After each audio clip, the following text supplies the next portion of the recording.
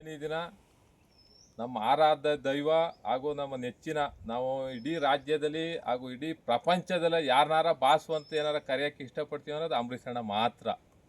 ಅವರ 74ನೇ ಹುಟ್ಟುಹಬ್ಬ ಇರೋದ್ರಿಂದ ಈ ದಿನ ನಾವು ನಮ್ಮ ಬನ್ನೂರಿನಲ್ಲಿ ಅವರ ಸ್ಟ್ಯಾಚ್ಯೂನ ಮಾಡಿರೋ ಶುಭ ದಿನದಲ್ಲಿ ಅಲ್ಲಿ ಪೂಜೆ ಮಾಡಿ ಅವ್ರಿಗೆ ಕೇಕ್ ಕಟ್ ಮಾಡಿ ಹುಟ್ಟುಹಬ್ಬ ಆಚರಿಸೋ ಮುಖಾಂತರ ಇಲ್ಲಿ ನಮ್ಮ ಬನ್ನೂರು ಭಾಗದ ಏನು ಒಡ್ಗಲ್ ರಂಗನಾಥ ಸ್ವಾಮಿ ಬೆಟ್ಟದ ತಪ್ಪಲಿನಲ್ಲಿ ಪ್ರಾಣಿ ಪಕ್ಷಿಗಳಿಗೆ ಮೇವುಗಳು, ಕಾಳು ಕಡ್ಡಿಗಳು ಹಾಗೂ ನೀರನ್ನು ಹಾಕುವ ಜೊತೆಗೆ ಅಂಬರೀಷ್ ಅಣ್ಣನ ಹುಟ್ಟುಹಬ್ಬವನ್ನು ವಿಜೃಂಭಣೆ ಆಚರಣೆ ಇಲ್ಲ ಅಂದ್ರೂ ತುಂಬ ಸಡಗರ ಹಾಗೂ ತುಂಬ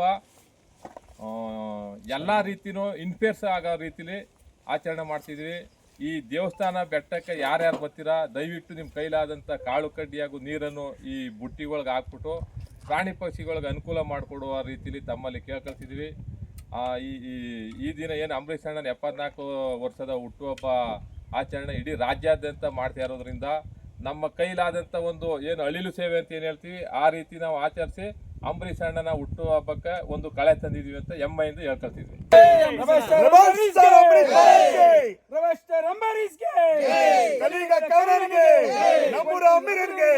ಒಂಟಿ ಸಲಗನಿಗೆ, ಮಂಡ್ಯದ ಗೆಟ್ಗೆ, ಕಲಿಗ ಕರ್ಣನಿಗೆ, ಕೆಂಪು ಕಣ್ಣಿನ ರಾಜ ರೆಬಲ್ತರ ಬ್ರಿಡ್ಜ್ಗೆ, ಮಂಡ್ಯದ ಗಂಡಿಗೆ ಏನು ಈ ದಿನ ಅಂಬರೀಷ್ ಅಣ್ಣನ ಹುಟ್ಟುಹಬ್ಬ ಅಂದ್ರೆ ನಾವು ಬುದ್ಧಿ ಬಂತಿನದಿಂದನೂ ಬೆಂಗಳೂರಿಗೆ ಹೋಗಿ ಅಂಬರೀಷ್ ಅಣ್ಣನ ನಿವಾಸದಲ್ಲಿ ಆಚರಣೆ ಮಾಡ್ತಿದ್ದು ಸಂಪ್ರದಾಯ ಆಗಿತ್ತು.